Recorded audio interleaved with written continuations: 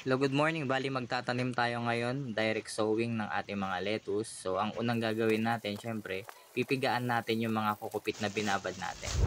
So next step, i-prepare natin yung ating cup, plastic cup yan. Binutasan natin yan gamit ang soldering iron.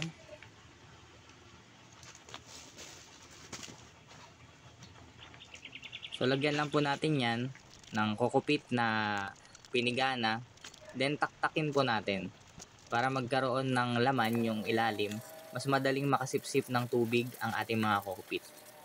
At para hindi na rin anurin ng tubig ang ating kukupit kasi mas mas feel siya dun sa ilalim.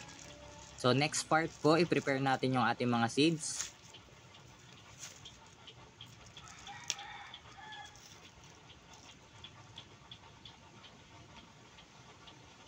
Butasin lang po natin yan. Medyo mababaw lang po. Yung saktong babaw lang.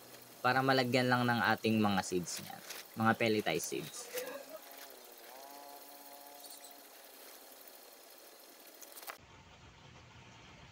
So yan na po yung seeds natin. 50 seeds lang po yung prepare natin ngayon. So lagay lang po natin sa mga butas o sa mga holes.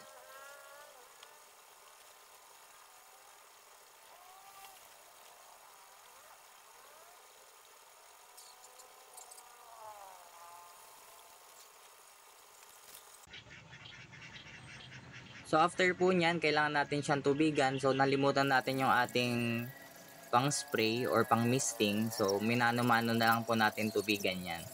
Para magkaroon ng moisture yung ating kokopit, mas mabilis na tumubo yung ating mga buto. So ayan, fast forward na lang po tayo.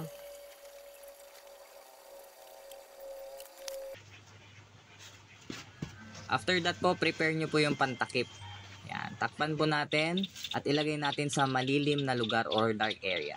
After 48 hours, yan, makikita na natin na tumubo na. May mga nauuna, may mga nauhuli. So yan. Yan, tumubo na siya. Yan, oh.